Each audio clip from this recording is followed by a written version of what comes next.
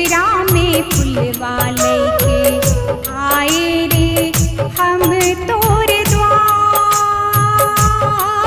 अरे हो हमरी अर्जी ना सुन ले, अर्जी पे कैले ना विचार। हमसे रूठ ले विधाता हमार, काहे रूठ ले विधाता हमार।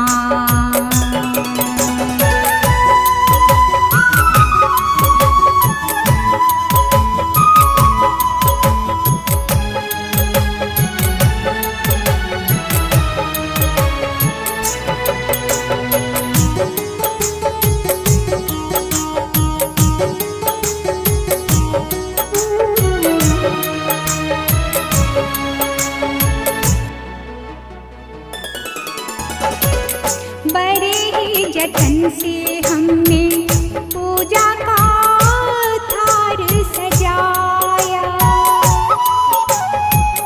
प्रीति की बाती जोड़ी मनवा का देवरा जराया। हमरे मन मोहन को पर नहीं भाया, हमरे मन मोहन को पर नहीं भाया। अरे हो रह गई पूजा अधूरी, मंदिर से दिया रे निकाल। हमसे रूठ ले विधाता हमार, हो काहे रूठ ले विधाता हमार।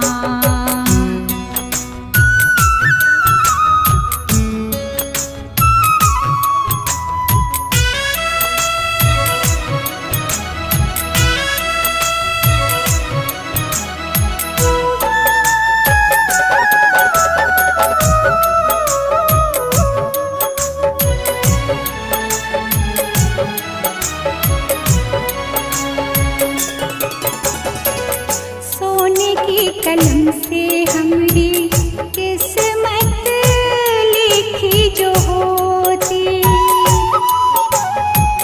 मोल लगा के लेते हम भी मन चाह मोती। एक प्रेम दीवानी है ऐसे तो न रोती, एक प्रेम दीवानी है ऐसे तो न रोती। अरे हो इतना दुख तो न होता, पानी में जो देते हमें डाल। हमसे रूठ ले विधाता हमार, हो काहे रूठ ले विधाता हमार। अचरा में फुलवा लैके आए रे हम तोर द्वार। अरे हो हमरी अर्जी ना सुन ले, अर्जी पे कैले ना विचार। हमसे रूठ ले विधाता हमार, काहे